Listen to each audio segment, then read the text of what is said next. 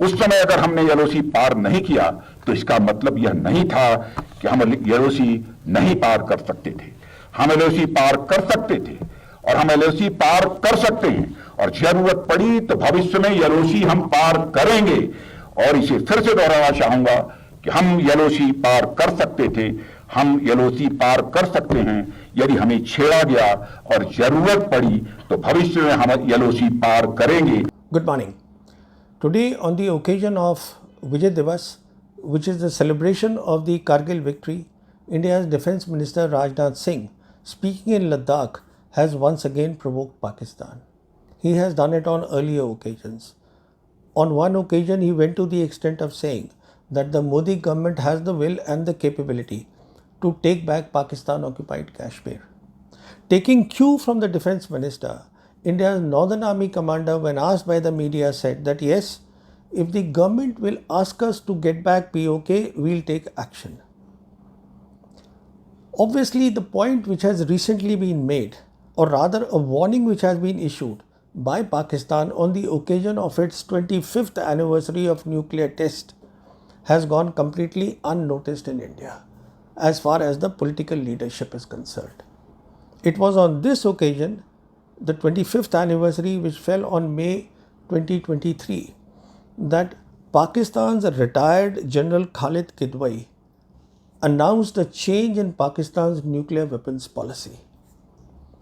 Let me add here that it is not necessary for a nation's declaratory policy to be the same as its employment policy.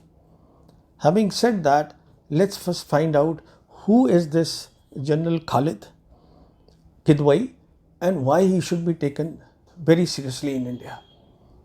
Today, he is the advisor to Pakistan's National Command Authority.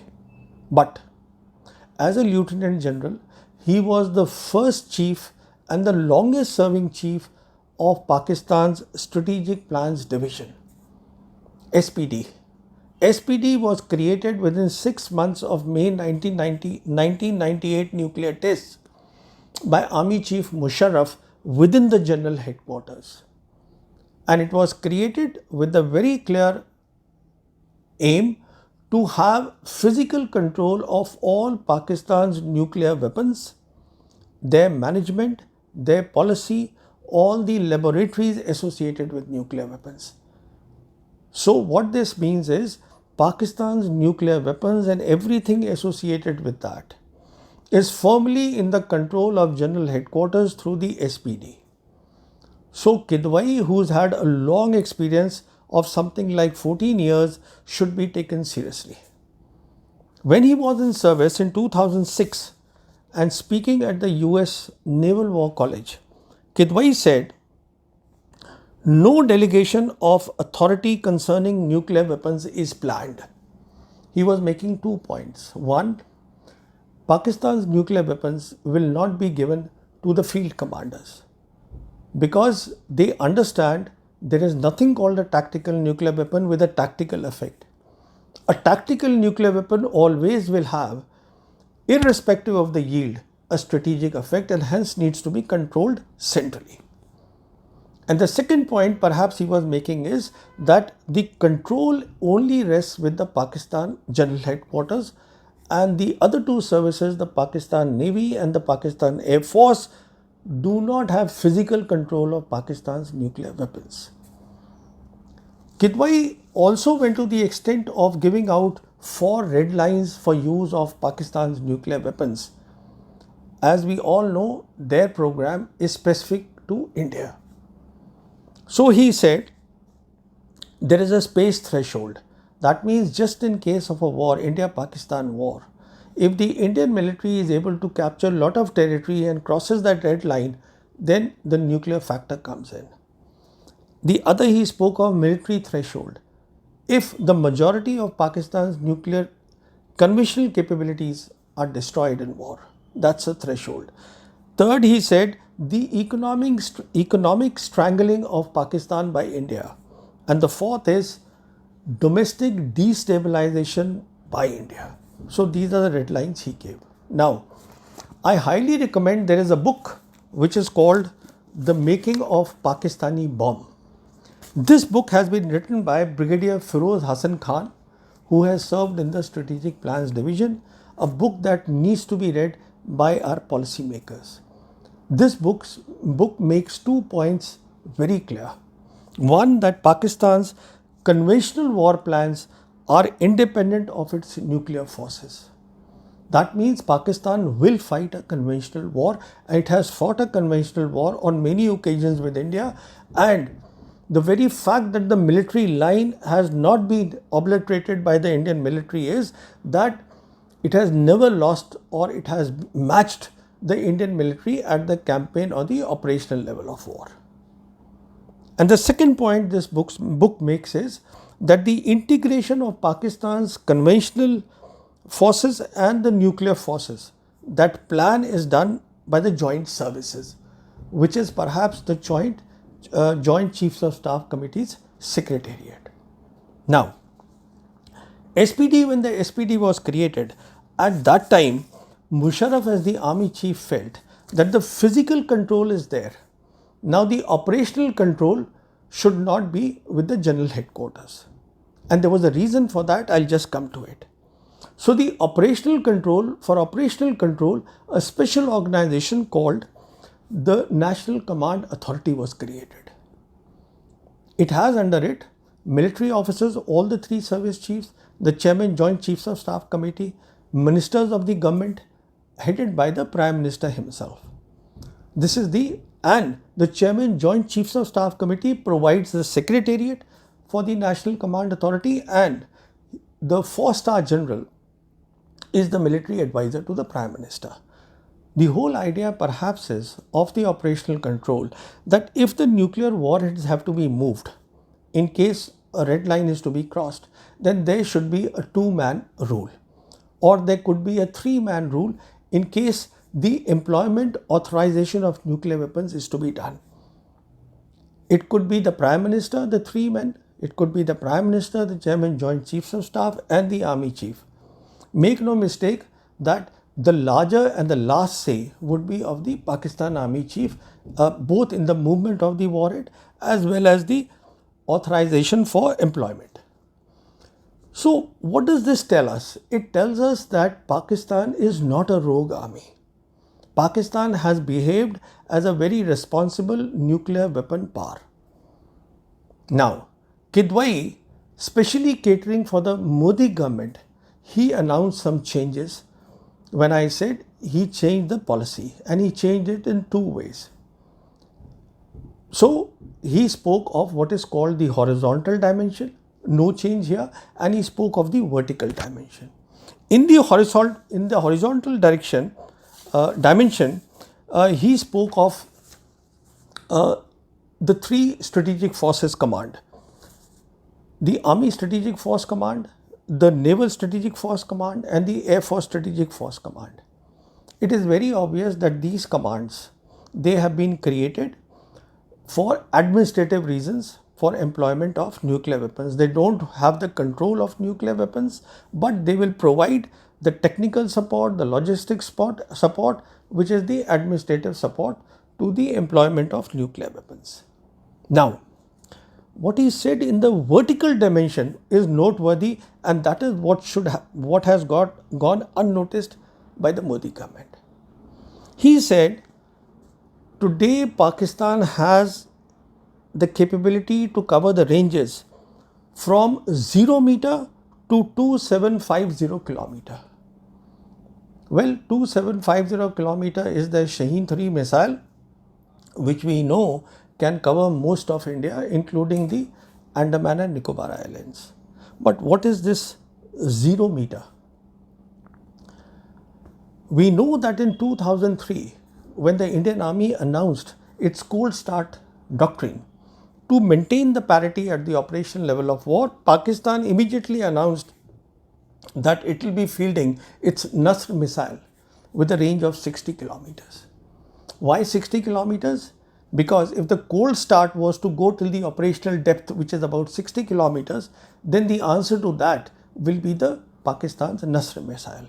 The point to remember is that these two adversaries, India and Pakistan, as far as military power are concerned, They are medium powers with identical war concepts. No change in their war concepts. They are just the same.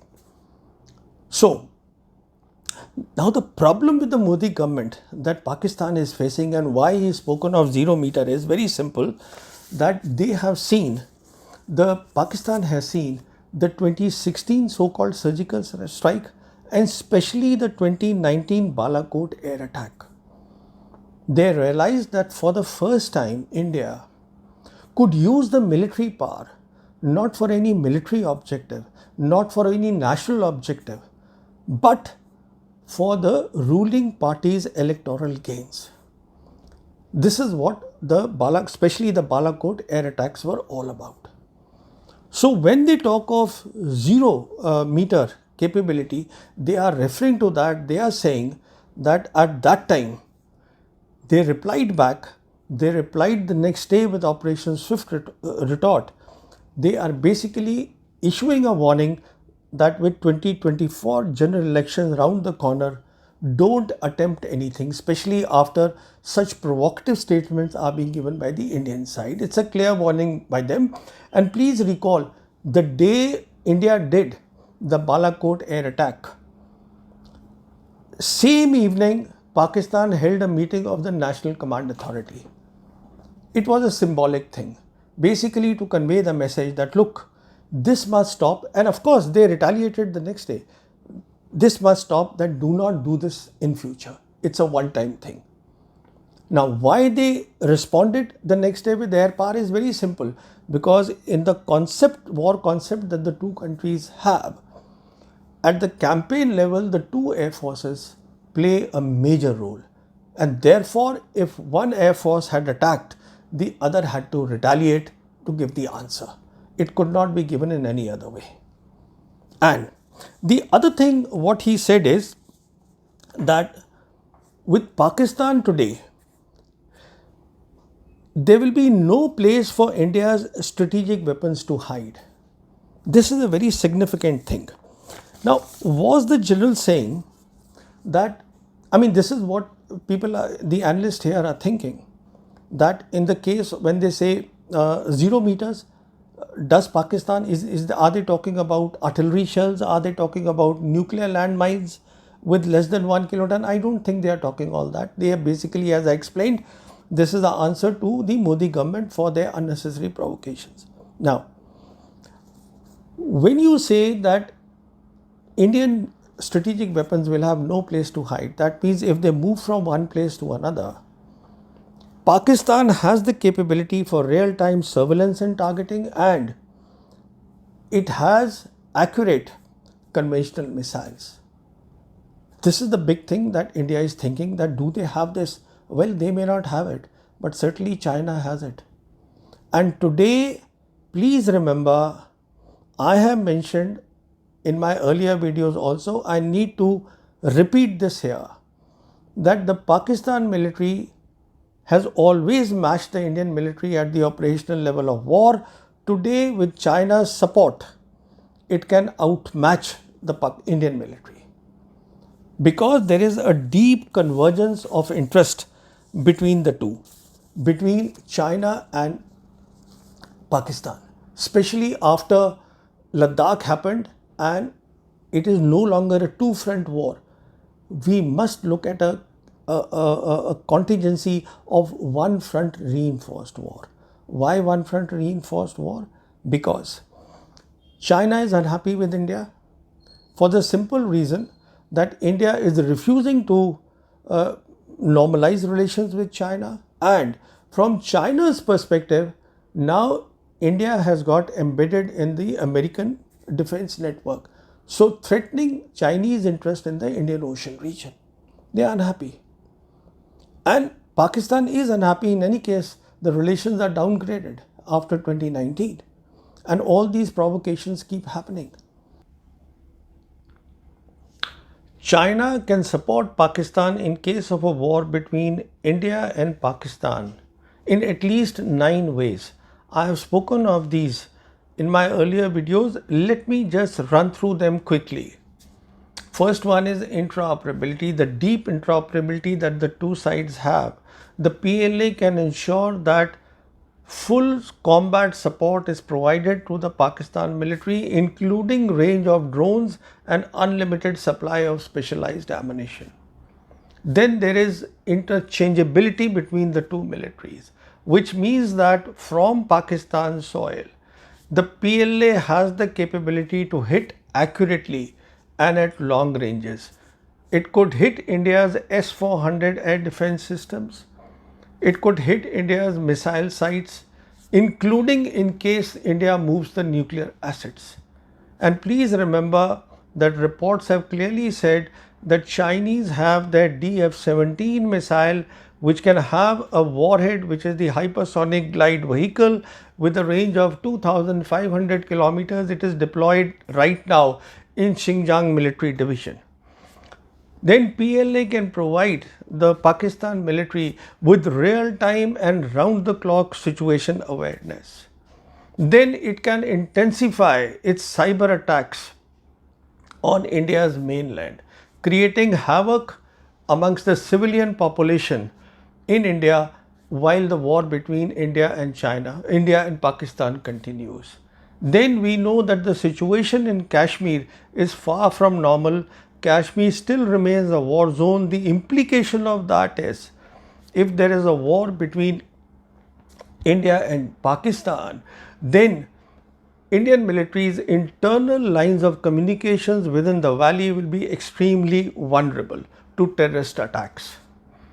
Next, the PLA can adopt an aggressive posture on the LAC, making sure that no assets of Indian military on the LAC are pulled out to be deployed on the LC against Pakistan. This will also make sure that the Indian military is unable to release the pressure in Kashmir and the Siachen area. It cannot expand the war to the whole of the border with Pakistan.